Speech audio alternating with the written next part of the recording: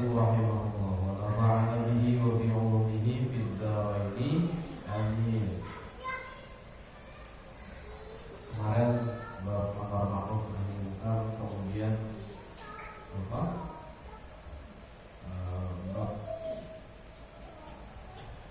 sekarang adalah babul amri bi ada'il amanah. Bab perintah di dalam menyampaikan amanah. Ya. Bab perintah di dalam menyampaikan amanah.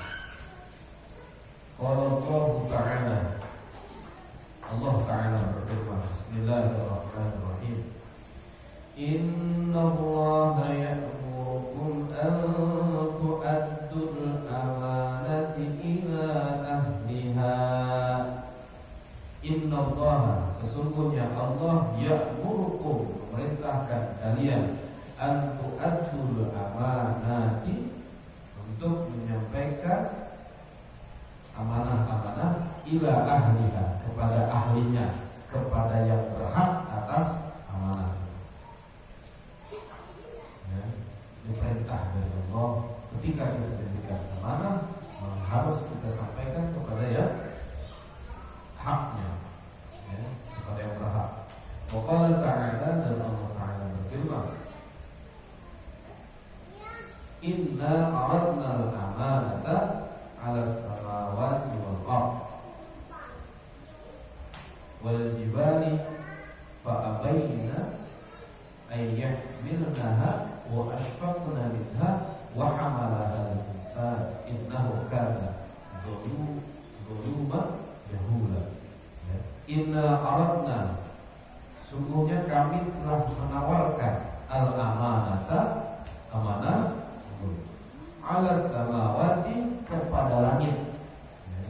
Allah berfirman, Allah telah menawarkan amanah kepada langit, wal ard, dan kepada bumi, wal jibali, dan kepada gunung, fa abaina, maka mereka tadi itu menolak, ya, mereka abai, mereka menolak, ya, untuk diberikan amanah. Apa yang saya menolak? Langit, bumi, gunung menolak untuk diberikan amanah. Ayyahmilnaha, ya, untuk menanggung. Wa ashfaqna minha, ya, mereka ketakutan untuk menanggung amanah. Wa hamalaha al-insan, ya, dan menanggung amanah itu al-insan, manusia. Innahu kana zaluman jahula, ya, sungguh mereka manusia, orang-orang dalam keadaan zalim dan bodoh. Yang tadi pertama surah An-Nisa ayat 58, yang kedua surah Al-Ahzab ayat 72. Ya. Ini bab terkait amanah. Jadi Allah Subhanahu wa taala memerintahkan kita untuk menyampaikan amanah, atau adul amanah, ya, menyampaikan amanah ila ahliha, kepada ahlinya. Dan Allah tadinya ini menawarkan amanah ini untuk langit, kemudian menawarkan amanah ini untuk bumi dan untuk gunung. Tapi langit, bumi, gunung, mereka semua menolak karena apa? Khawatir. Karena apa? Mereka ketakutan akan mengemban amanah. Ya. Nah, kemudian amanah ini ditawarkan oleh manusia. Manusia menanggung dan siap mereka untuk menanggung amanah. Sungguh manusia itu zalim dan bodoh. Tunggu, Pak Yus, ya. Jadi ini tuh amanah. Amanah itu satu sifat, ya. Kalau kita bicara amanah itu satu sifat yang dimiliki oleh para nabi. Kita tahu sifat wajib bagi nabi itu ada 4. Sidik, tabligh, amanah, atau sidik benar, kemudian tabligh menyampaikan amanah, yang menyampaikan amanah dapat dipercaya, atau cerdas, ya. Nah, amanah itu satu daripada sifat nabi yang harus dimiliki para nabi. Bayangkan kalau nabi, seorang nabi misalnya tidak amanah, ya, ada wahyu yang kemudian wahyu ini gak usah disampaikan untuk umat, buat saya aja. Itu korupsi wahyu.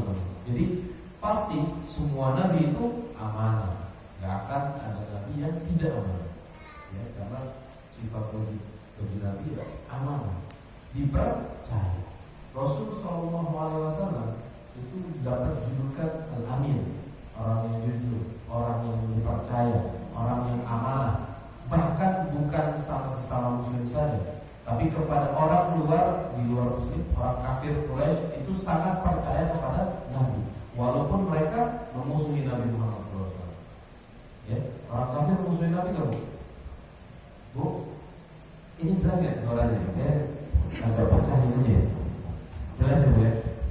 Mungkin rada saya geser limitnya rada jauh, biar kedengaran jelas ya. Jadi Nabi itu sangat dipercaya bahkan oleh musuhnya sekalipun. Ya. Kita tahu kan kisah ketika Nabi hendak hijrah ke Madinah, itu Nabi menitipkan amanah yang telah diamanatkan oleh orang-orang kafir. Ya. Jadi barang titipan yang ada pada Nabi itu dikasih Sayyidina Ali. Ali, kamu menggantikanku di atas ranjang ini dan nanti sampaikan titipan-titipan dari orang-orang yang menitipkan barang kepadaku.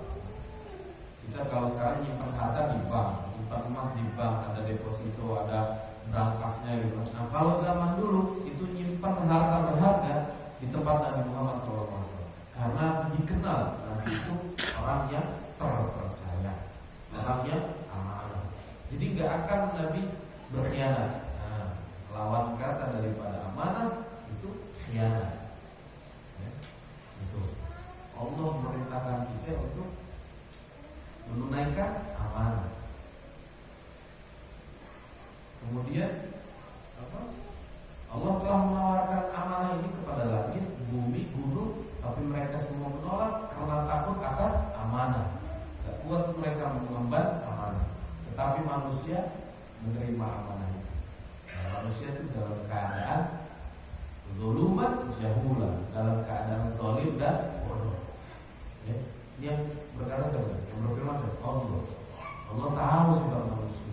Nah maka banyak manusia yang tidak pandai untuk menjaga amanah. Banyak manusia yang ketika diamanahkan lalu mereka berkhianat. Ya. Ini ayatnya dari surah An-Nisa dan surah Al-Ahzab. Dan sekarang hadisnya. Wa'an Abi Hurairah radhiyallahu anhu, ya, dari Sayyidina Abu Hurairah, ya. Waalaikumsalam warahmatullahi radhiyallahu anhu, yang semoga Allah ridha kepadanya.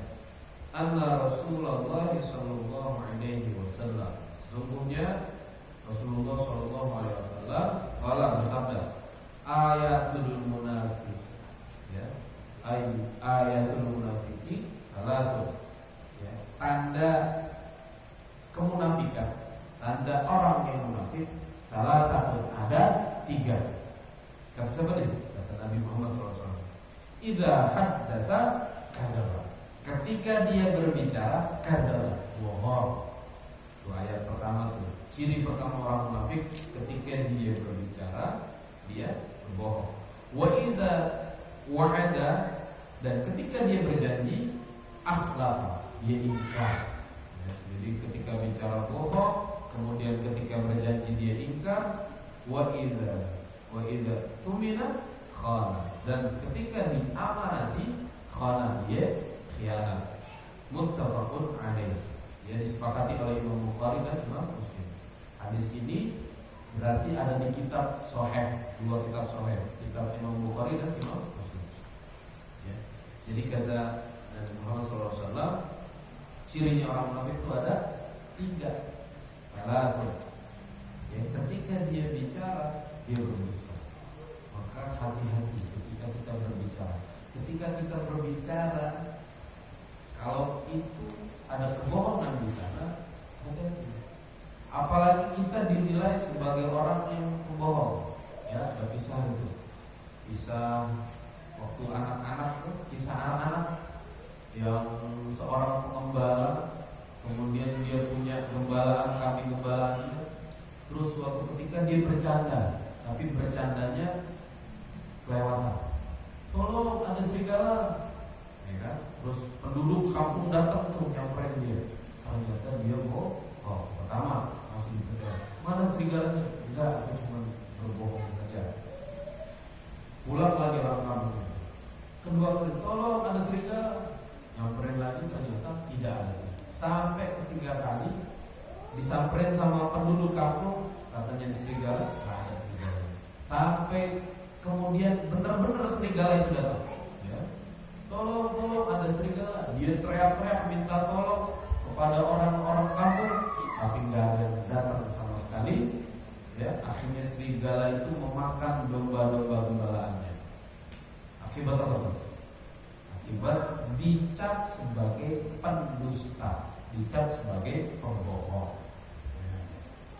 Nah, kalau zaman Nabi itu ada namanya Musailamah al-Kadzdzab, ya, yang mengaku nabi palsu. Ya. Dapat ayat dan wahyu dari Allah, terus ngajak Nabi untuk membelah dua bumi. Nabi sisi sana, dia sisi sini. Ya, dibagi dua tubuhnya. Nah, maka kemudian dia dijuluki Musailamah al-Kadzdzab, nabi palsu, pendusta. Ya. Nah, orang munafik itu cirinya ketika dia bicara dusta. Hati-hati. Bukan, sekarang di fungsi kata-kata, fungsi omongan itu bisa pindah ke handphone, ke jempol, ya, ke jempol. Kita ngetik apa di handphone itu kan jadi kata-kata, diganti fungsinya. Nah, hati-hati juga dengan dosa jempol. Jangan-jangan yang kita klik like terus kita share itu suatu kebohongan, itu suatu hoax. Nah, kita ikut menyebarkan kebohongan, kita ikut menyebarkan hoax. Nah, hati-hati. Ya.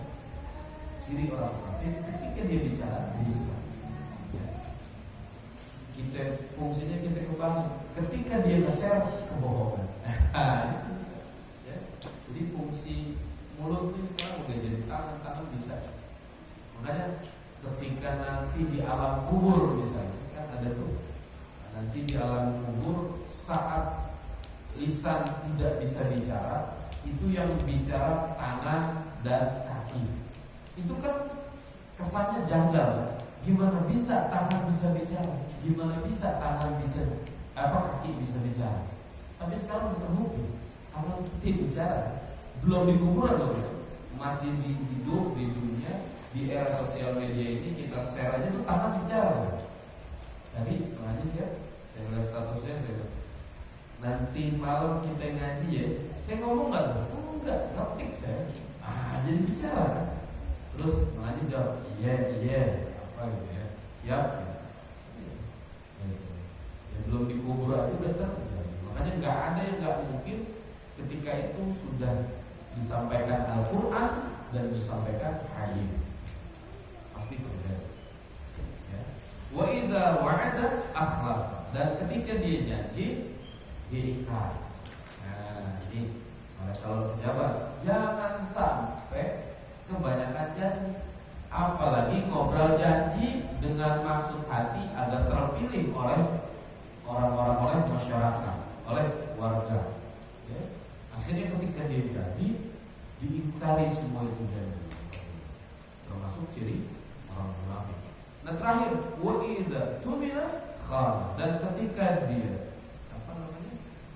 mendapatkan amanat dia khianat. Ya, amanat.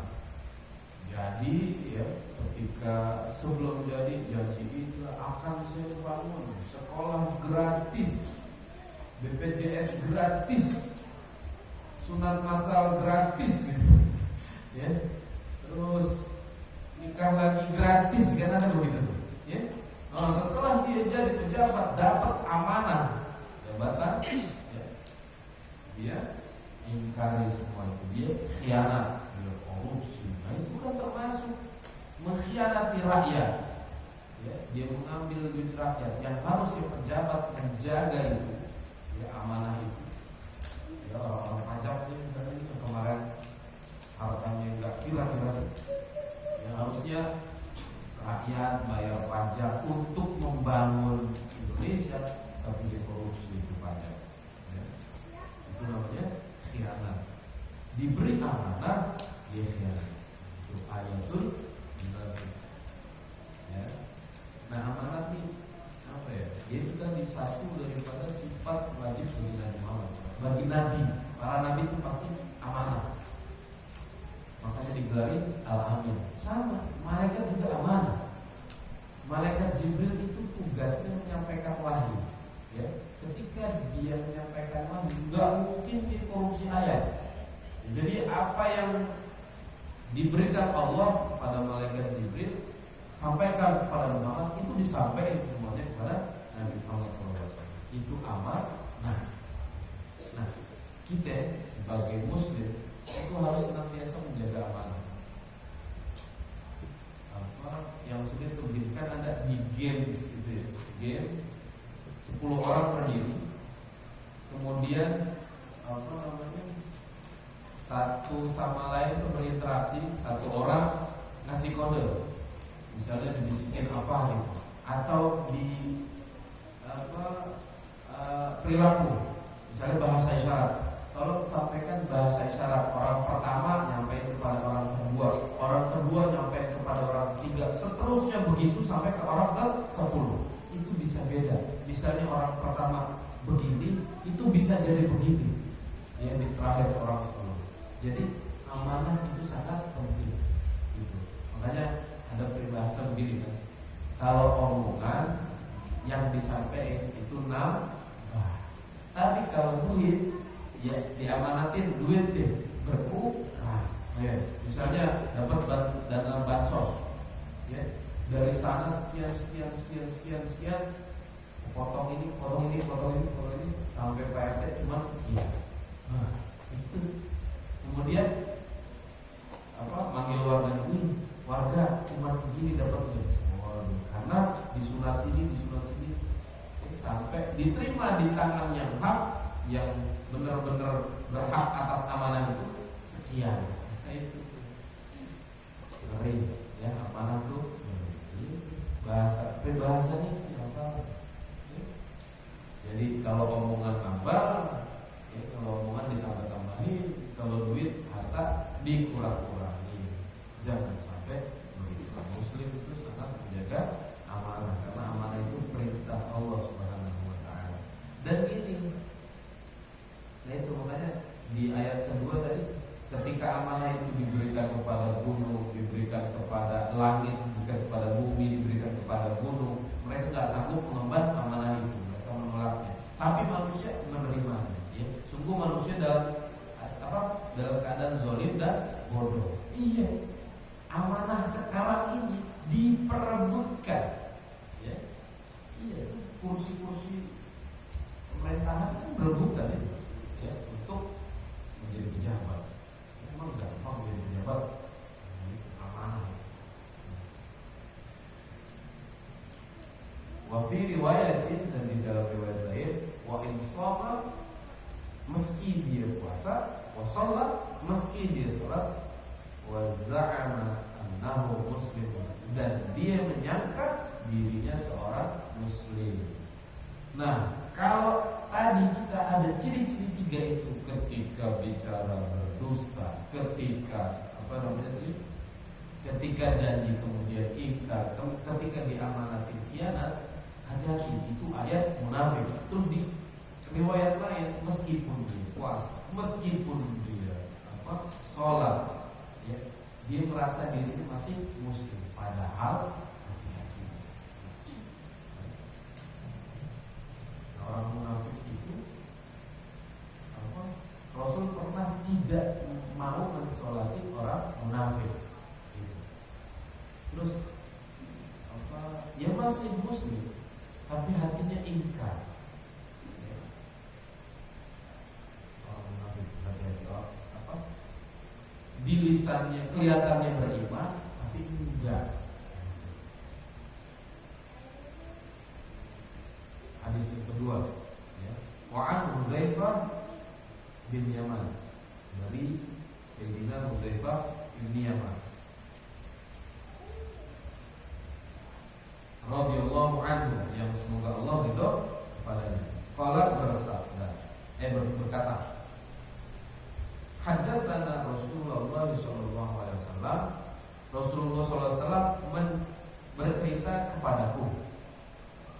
hadisaini, dua cerita. Qad ra'aitu ahadan, ya, aku telah melihat satu daripada cerita Rasulullah itu. Wa ana antadhirul akhar, dan aku masih menunggu cerita yang lain. Artinya ada dua cerita, nanti satu cerita diceritakan oleh Rasulullah sudah terjadi, dia melihat hal itu. Hadatsana, Nabi menceritakan kepadaku, annal amanata, sesungguhnya amanah itu nazalat fi jazmil qulubi, ya, turun atau amanah itu dimasukkan ke dalam akar daripada hati. Ar-rijali, seseorang. Tsumma nazala al-Qur'an, kemudian diturunkan Al-Qur'an. Fa'alimu minal Qur'an, dan mereka belajar daripada Al-Qur'an. Wa'alimu minas sunnah, dan mereka belajar daripada sunnah. Tsumma haddatsana an raf'il amanah, kemudian Nabi bercerita tentang diangkatnya amanah atau dihapusnya amanah. Faqala, Nabi bersabda, yanamur rajul an-naumah, ya, tidurnya seseorang dengan sekali tidur, maksudnya tidur semalaman gitu. Fatuqbadul amanah, maka dicabut amanah min qalbihi, dari hatinya. Wa yadhullu atharuha, tapi tetap ada bekas daripada amanah itu. Misla waqti, tetapi hanya bekas kecil saja. Tsumma yanamu naumata, kemudian dia tidur dengan sekali tidur. Fatuqbadu al-amanata, maka dicabut amanah itu min qalbihi, daripada hatinya. Fayadhallu atharuha, tapi tetap ada akarnya atau bekasnya. Misla atharil majri, ya, seperti bekas bentol melenting gitu, ya. Bekas melenting dari kan kecil, ya. Kajabrin, sebagaimana bara api. Dahrajtahu, yang dilemparkan bara api itu ala rijlika, di atas kakimu. Fala fiqo, ya, kemudian melenting. Fatarahu munhadiran, ya, dan melihat melenting itu tambah gede. Jadi ketika ada bara api dilempar ke kaki, melenting kan? Melenting itu jadi gede. Walaysa fihi syai'un, dan di dalamnya tidak ada apa-apa. Yang melenting itu, paling kalau melenting kan bekas itu ada isi nanah atau air gitu. Nah, ini tidak ada apa-apa. Nah itu nanti ini dari saya selesai dulu di sini. Tsumma akhadha as-sultan, ya, kemudian Nabi mengambil kerikil. Fadah rajaha, kemudian Nabi melempar kerikil itu ala rijlihi, ke atas kakinya, ya. Fayusbihu, dan besok paginya an-nasu, orang-orang yatabaya'una, ya, mereka saling berbaiat. Fala yakadu ahadun yu'addil amanah, tetapi tidak ada satupun atau hampir tidak ada yang menunaikan amanah. Hatta yuqal, ya, sampai berkata, inna fi bani fulan rajulan aminan, ya, sesungguhnya di Bani Fulan itu ada seorang yang sangat amanah. Hatta yuqala lirrajul, sehingga dikatakan bagi orang itu, ma'ajladahu, ya, betapa militannya ini orang. Ma'adhrafahu, ya, betapa pantasnya dia dianggap amanah. Ma'aqalahu, betapa pintarnya dia sehingga dia dicap sebagai orang yang amanah. Wa ma fi qalbihi habba, ya, dan tidak ada di dalam hatinya mithqal habbatin, ya, biji min khardalin, dari biji sawi. Tidak ada apa? Min imanin, daripada keimanan. Walaqad ata alayya zamanu, dan benar-benar datang padaku zaman, ya. Uzaifah berkata, wa ma ubali ayyaku, aku tak peduli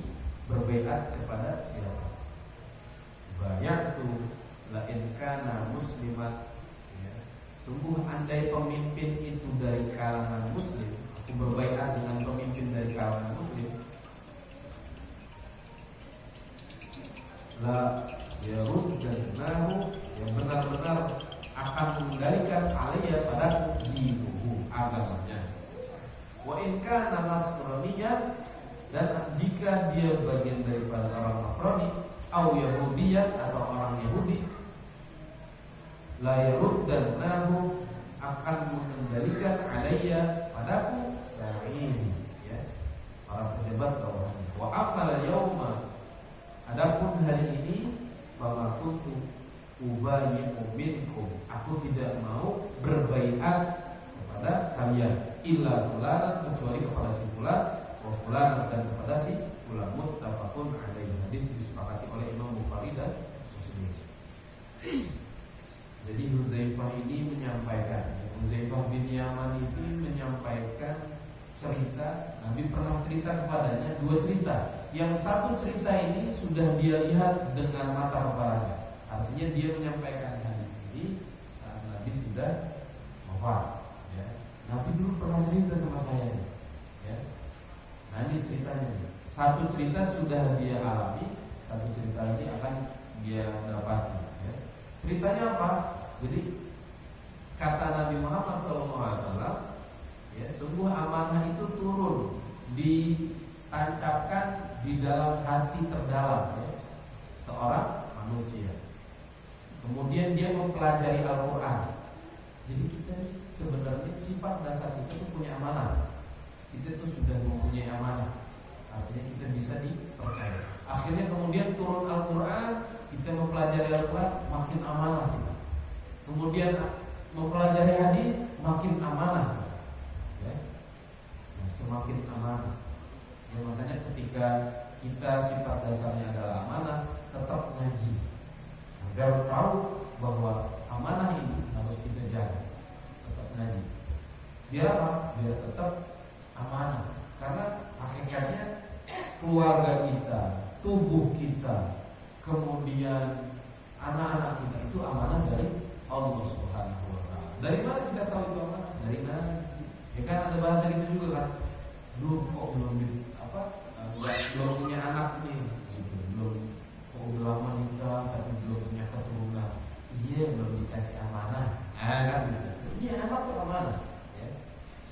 Kullu mauludin yuladu ala fitrah. Setiap kelahiran itu fitrah suci. Itu amanah. Suci. Tinggal kita mau jadiin dia muslim yang baik atau yang tidak baik. Itu kembali ke orang tuanya. Nah, itu amanah. Nah, kemudian kata Rasul, akan dicabut amanah itu dari hati seseorang ketika dia tidur. Akan diangkat, dihapus. Tidur orang itu dicabut amanah. Tapi tetap ada bekasnya. Ada bekasnya, walaupun bekas itu kecil. Kemudian tidur lagi, sekejap tidur semalaman, lalu dicabut itu amanah. Ada bekas agak gede, belenting. Dan di dalamnya itu nggak ada apa-apa, cuma kelihatan bekasnya doang, ya. Sampai dikatakan di Bani Fulan, Nabi nyampe di Bani Fulan itu ada orang yang kok kayaknya amanah. Orang itu pintar, orang itu alim, orang itu penyampaiannya enak, kok kayaknya orang itu amanah. Padahal tidak ada sama sekali keimanan di dalam hatinya, walau sebesar biji darah. Nah, kata Sayyidina Hudzaifah begitu. Jadi sudah melihat dengan mata kepala. Padahal itu orang tidak beriman, tapi dikatakan dia sangat amanah. Jadi apa? Amanah ini.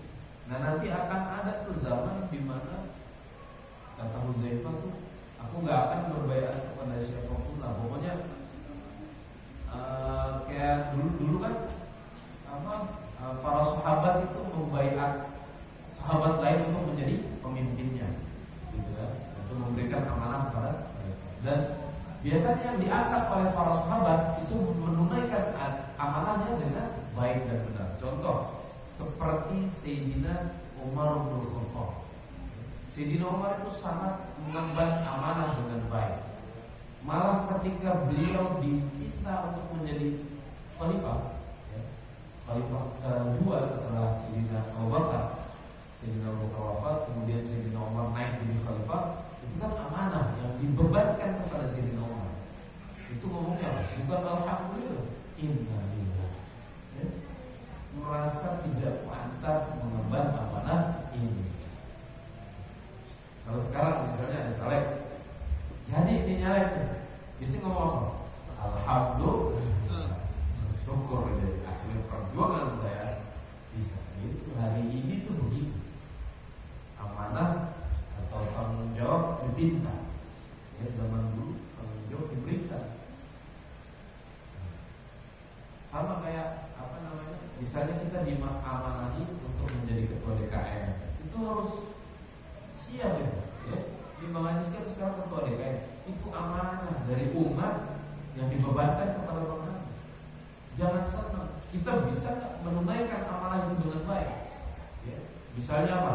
Kalau jadi ketua DKM, ya udah gimana caranya di musola biar lestari, biar apa namanya terjadi taklim wa ta'allum di sini, belajar mengajar di musola ini. Bagaimanapun musola ini harus menjadi pusat dakwah, paling tidak di sekitar rukun tetangga di RT sini. Ada 2 RT kan ini kan? Paling tidak itu. Ya. Karena kita mengemban amanah menjadi ketua DKM. Nah, amanah itu akan diangkat nanti, tapi ada bekasnya. Nah, ada kisah yang menarik. Saking dia menjaga amanah, akhirnya dia mempunyai keturunan yang soleh. Tentu kita semua kenal sama Abdullah bin Mubarak. Abdullah bin Mubarak ini seorang tabi'in, pengikutnya pengikut. Tabi'in itu pengikut para sahabat. Sahabat itu pengikut Nabi Muhammad SAW. Jadi sahabat itu ya, dia bertemu Nabi, hidup bertemu Nabi, kemudian hidup dan percaya dengan Muslim, keislaman, dan mati dengan keadaan Muslim. Nah, tabi'in orang yang gak ketemu Nabi, tapi dia ketemu sahabat. Dia percaya kepada Nabi Muhammad dan dia mati dalam keadaan Muslim.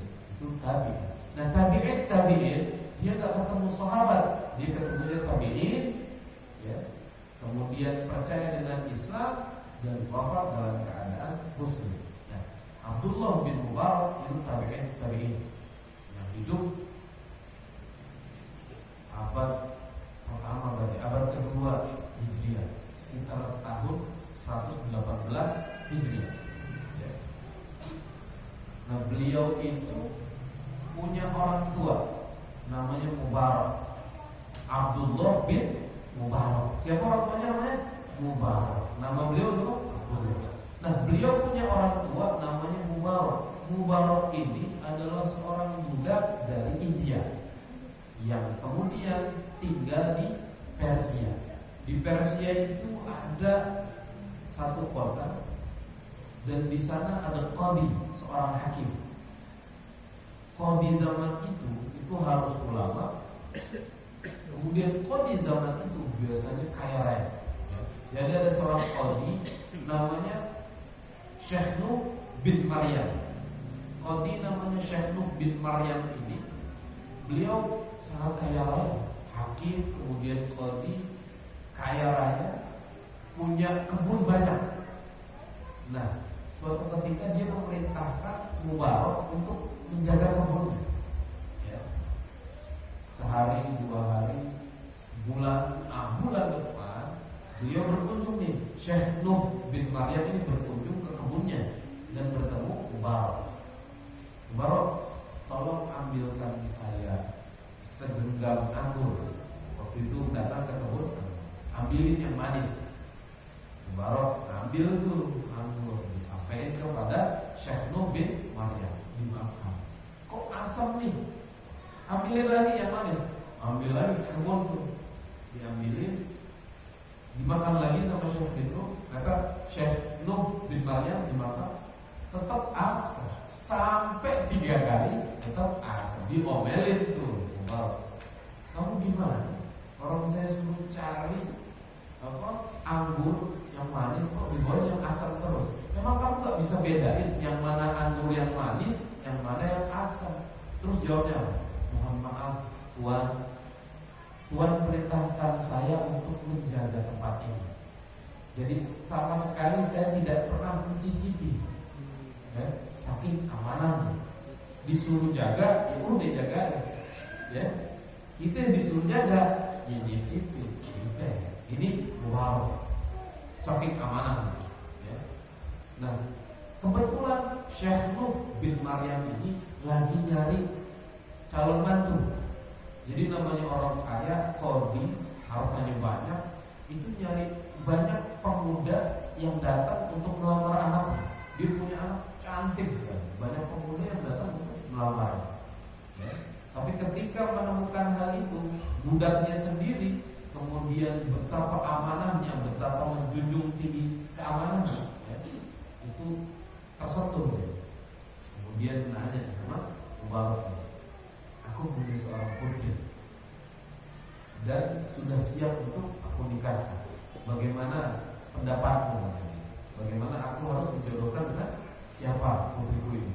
Terus kata Mubarak begini, kalau orang jahiliyah dulu itu menjodohkan anaknya tergantung nasabnya. Ini turunan siapa nih anak nih? Kalau turunannya bagus, udah kawin, ya, udah kawin. Gitu. Tapi kalau turunannya jelek, udah kawin. Kalau orang dahulu, orang jahiliyah, zaman jahiliyah tuh gitu. Pokoknya keturunan bagus, sukunya apa nih? Suku Quraisy sudah pasti bagus deh, kawinin. Gitu kan. Nah kalau orang Yahudi dan Nasrani itu dasarnya adalah ketampanan atau kecantikan. Kalau yang melamar ganteng udah terima. Kalau yang melamar keren udah terima, gitu kan? Kalau orang Yahudi dan Nasrani. Nah kalau orang hari ini kata Mubarak itu berdasarkan harta, kekayaan. Itu yang melamar kaya udah terima, ya bu. Melamar kaya bawa Lamborghini, ibu punya perempuan, udah gak pakai mikir tuh, udah sih jadi mantu kan gitu. Nah kalau Mubarak nih selanjutnya, kalau orang Muslim itu yang dilihat adalah agamanya. Oh makin tersentuh itu. Yaudah, kamu ikut ke rumah sekarang, ya. Ikut ke rumah sekarang, kamu aku kawinkan dengan putri. Ya. Sebelum ketemu tuh, ini Syekh Nuh bin Maryam konsultasi sama istrinya, diskusi sama istrinya. Gimana? Budak kita Mubarak itu orang yang soleh, menjunjung tinggi agamanya, kemudian orang yang amanah. Bagaimana kalau kita nikahkan saja dengan putri kita? Terserah engkau, wahai suami itu. Baiknya akan tanya dulu kepada putri kita. Ditanya sama putri kita, aku nurut apa kata ibu dan bapak, apa kata ayah dan mama. Ya nurut ayah bunda, pokoknya ingin menjodohkanku sama ibu baru aku siap menerima. Akhirnya menikah. Kelak akan lahir wali besar yang bernama Abdullah bin Mubarak. Jadi gak sia-sia amanah itu. Yang balas Allah Subhanahu wa ta'ala. Emang gak ada yang tahu, gak ada yang tahu. 1 bulan itu dia jaga kebun anggur, kan gak ada yang tahu dia gak makan anggur. Gak ada yang tahu gak nyicipin anggur. Bisa aja kan nyicipin, atau diambil sekilo dijual ke pasar kan bisa. Tapi enggak sama sekali. Ini nyicipin aja enggak, apalagi dijual ke pasar gitu kan. Saking menjaga amanah tinggi. Akhirnya dapatnya apa? Istri solehah, anaknya kodi besar di Persia, di kota Rom. Itu Abdullah, kelak namanya anaknya adalah Abdullah bin Mubarak. Sama orang yang zuhud, wali besar juga. Nah Abdullah bin Mubarak ini ada satu cerita juga. Yang tadi kan bapaknya Mubarak. Nanti Abdullah bin Mubarak itu nggak pernah ketika dia punya persiapan untuk berangkat haji, ya udah siap kontaknya sama isi persiapan tuh, pokoknya perbekalan untuk berangkat haji. Berhenti di Kufah, terus ngeliat seorang janda lagi ngulitin bangkai, terus nanya tuh, wahai ibu, itu kan bangkai, ayam itu ayam bangkai, kenapa engkau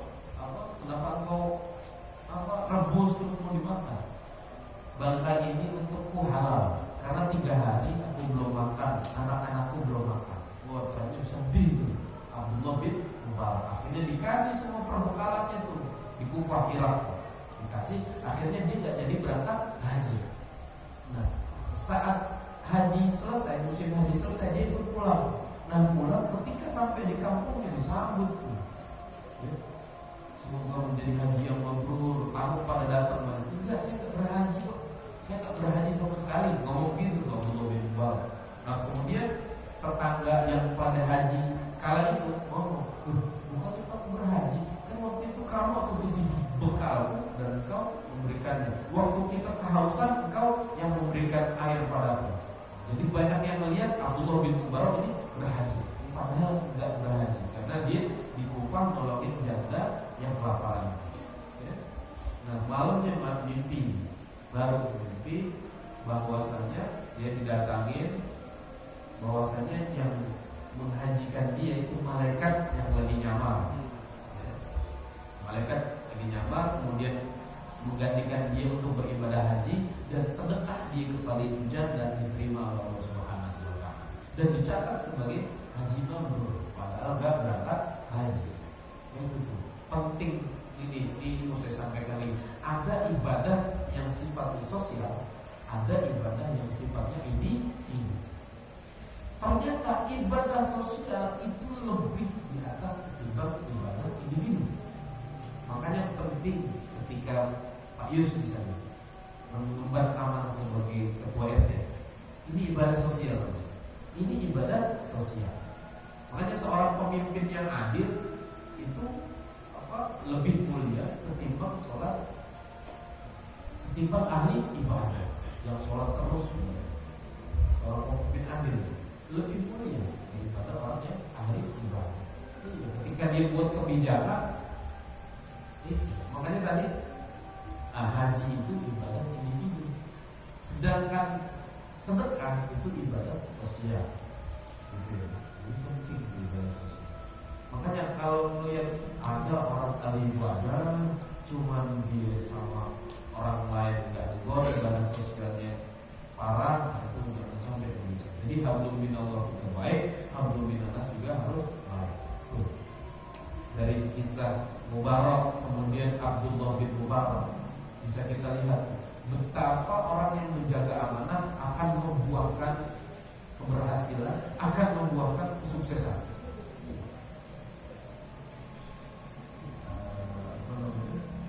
Bisa ya. Mudah-mudahan kisah tadi bisa kita contoh ya. Kita menjadi orang yang amanah. Makanya jangan, kalau ditawari satu jabatan jangan diterima dulu. Kalau kita ragu, mending jangan diterima. Ketimbang kita terima, nanti kita nggak amanah. Akhirnya ya udah dapat dosa, kan nggak amanah. Namun kepalanya sendiri amanah. Jadi kita BKM. Ya. Mudah-mudahan ini musola jadi ramai, ini musola jadi lestari. Syiar Islam menyebar dari musola ini.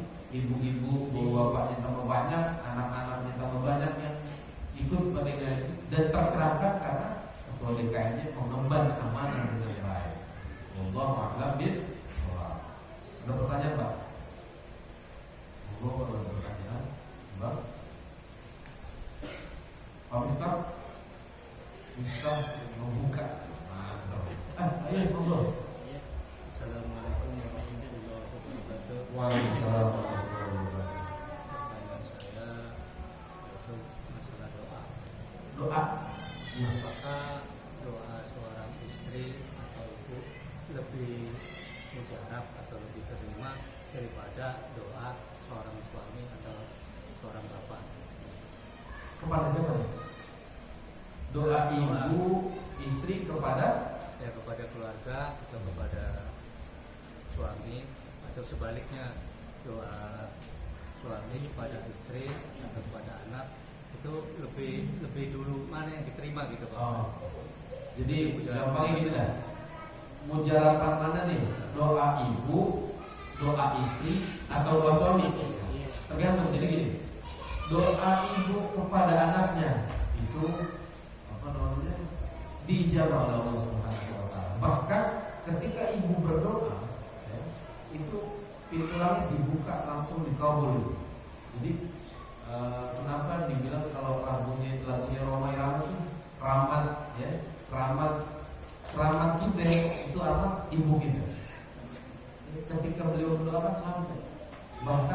ketika kita ketemu wali, itu doa ibu lebih utama daripada 41 wali. Ini ada satu wali yang susah, ini 40 wali. Seorang ibu suka doa. Nah terus doa istri untuk suami itu juga mujarab, itu juga diijabah, cepat diijabah Allah Subhanahu wa taala. Sama doa kita orang tua, bapak itu untuk anaknya, untuk istri juga diijabah. Jadi gini, kalau doa siapa nih yang lebih cepat diterima, itu dilihat daripada akhlaknya dia. Jadi doa kan ada adabnya. Doa bagaimana caranya biar diterima oleh Allah. Layaknya orang meminta. Orang yang minta ketika ada peminta-minta di pinggir jalan, gimana tuh modelnya? Sedih, nangis, minta gitu kan. Nah itu berdoa itu gitu. Apalagi kita kepada Allah Subhanahu wa taala.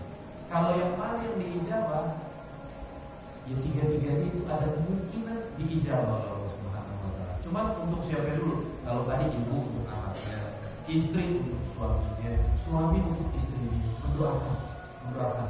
Terus anak untuk orang tuanya. Kan kita juga anak bisa ngasih syafaat buat orang tua, ya kan?